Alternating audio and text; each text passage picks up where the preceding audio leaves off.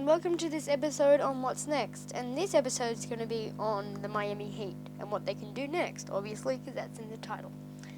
So this year their starting lineup has consisted of Kendrick Nunn, Duncan Robinson, Jimmy Butler, Derek Jones, not Derek Rose, and Bam Adebayo, although I will be talking about Derek Rose probably right now.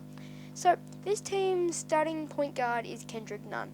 I personally view Kendrick Nunn more as a shooting guard or even a small forward. He just doesn't make enough plays, in my opinion, to just be that point guard for them.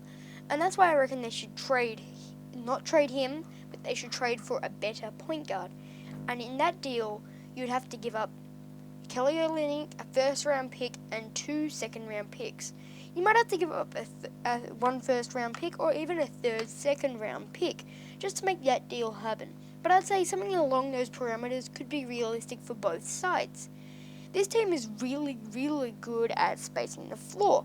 Their shooting guard's Duncan Robinson starting, and then their backup shooting guard is almost even better at threes in Tyler Hero.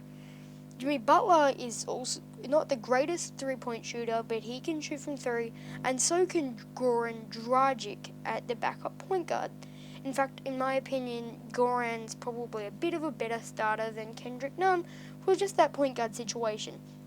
Especially the fact that Kendrick Nunn is not leading the assist category, which you at least need at your guard spot, and it's your small forward in Jimmy Butler. Jimmy Butler changes between a shooting guard and a small forward. I personally see him more as a small forward, but I can understand why you see a shooting guard small forward, because he can fill both roles.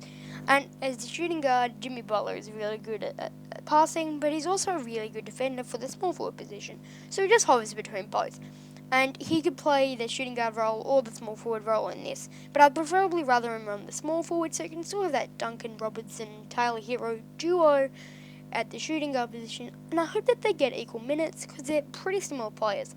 And that's one of the reasons why they're first in three-point percentage, because of their duo of shooting guard of Duncan Robinson and Tyler Hero. They're both 40% from three this season.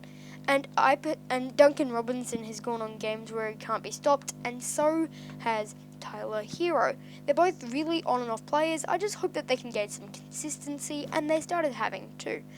Having players like Jay Crowder is also a huge benefit to this team defensively. This team's 14th in defensive rating. But I think that's a bit misleading. It's telling you that they've got a mediocre defense and a stellar offense with those percentages, but they're 8th in plus minus, which tells me that they're around equal.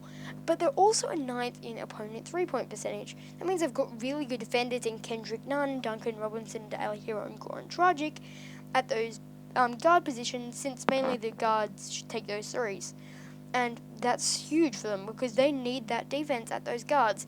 And I think Derek Rose can bring a bit of that defense, but he's really there for that being able to stretch the floor and that slashing ability where he can drive into the key and almost make anything in his prime. And I think he's starting to get back to that a bit more, and I think this is a perfect situation for him. At first I was going to pick CP3, but the salary doesn't work out, and I actually don't 100% like that fit. For this team, they're a real chemistry team. They've got really, really good chemistry. And also getting that Thon Maker on could maybe be that backup center for the spacing the floor. Thank you. I hope you have a great day, weekend, wherever you are, and yeah, bye!